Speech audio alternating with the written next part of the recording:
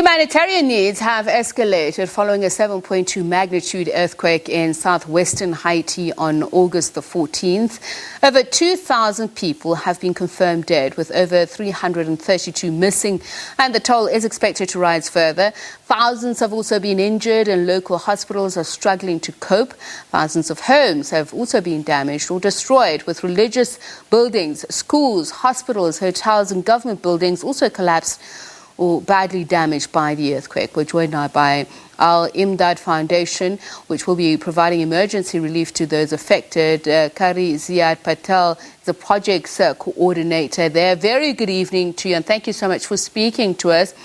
How would you categorize the help needed and by when? And please also tell us where exactly you are. Good evening to all our listeners and all our viewers out there. At present, I'm here in Haiti in an area called Les Cans, which is not too far from the epicenter of the 7.4 earthquake which struck the region. And as you can see behind me, some of the damage which has been caused by this earthquake. The magnitude of this earthquake and the damage that we are seeing is enormous.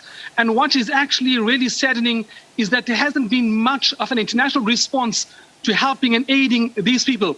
But I want to congratulate all the South Africans and our country as a whole, and in particular the Al-Imdaad Foundation for its leadership, for allowing us to come out here, to be here, to bring along humanitarian aid, much needed relief aid for the people of Haiti.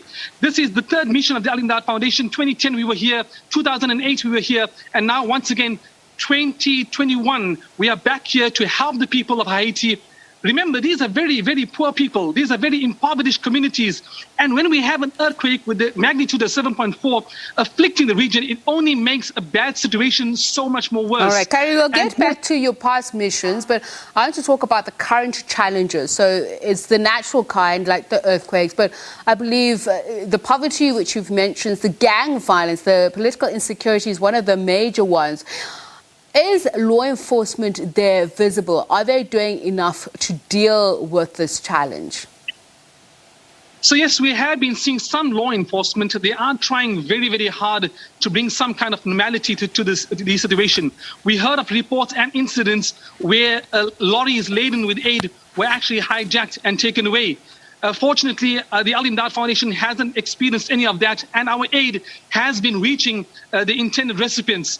Thus far, we have been trickling aid, humanitarian aid, to various areas where people have been displaced and people are actually basically living out in the elements of nature, out in the open. And we have been trickling aid into those various areas. So yes, South Africa, the Al-Imdaad Foundation as a whole, we have done a tremendous amount of positive impact in the region by getting humanitarian aid to where it's needed the most. Amidst all the logistical challenges and the security challenges, aid has been reaching these areas. The death toll at the moment, what is it? And are there any concurrent health risks which may push this further? So yes, there's a very conservative figure which we are hearing of 2,207 deaths. 2,207 deaths. But I can assure you that is a very, very conservative figure. And as the hour, that figure is continuing to rise. If I can, in fact, right now, I could not even quantify and tell you how many people have been displaced and how many people have been affected by this earthquake. So there's a lot of things happening. There's a lot of things into play. And we, as the days go by, we feel that those numbers are only going to rise. And those that need to be rescued, because I'm thinking of other biological factors that may lead to sickness. How are the relief efforts going? So yes, we have been taking part in search and rescue efforts. There are families out there that are still very, very hopeful that they may find survivors. But I mean, as the time ticks, I mean, that becomes more bleak. You know, the chances of finding survivors becomes very, very much minimal.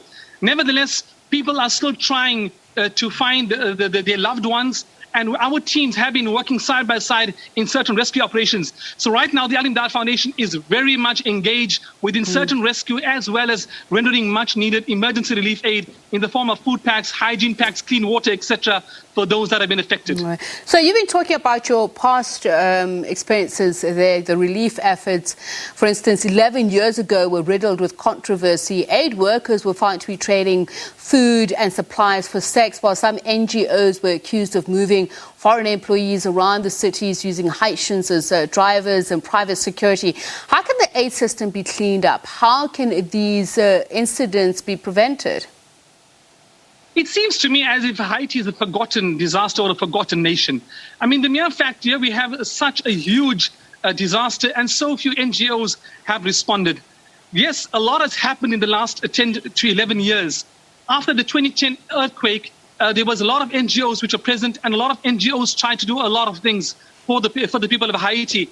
There are many challenges in working in Haiti, but what I'm saying is that the international community, the humanitarian fraternity needs to do even more. We need to do even more. And we cannot only rely on helicopter operations where we come down here, make some noise, blow some dust and leave. We need sustainable solutions for the people of Haiti. This is a very impoverished country. In fact, it is rated as one of the poorest countries in the world. So we cannot forget the people of Haiti. And yes, a thumbs up to the South Africans and to Al-Imdaad Foundation and to all the other NGOs that have responded for not forgetting the people of Haiti in their time of need. And once again, Al-Imdaad Foundation is engaged in sustainable solutions, sustainable humanitarian aid solutions for the people of Haiti. And we invite and we engage other NGOs to follow suit. Qari Ziyaad Patel, thank you so much for speaking to us. He's a projects coordinator at that foundation, Al-Imdaad Foundation.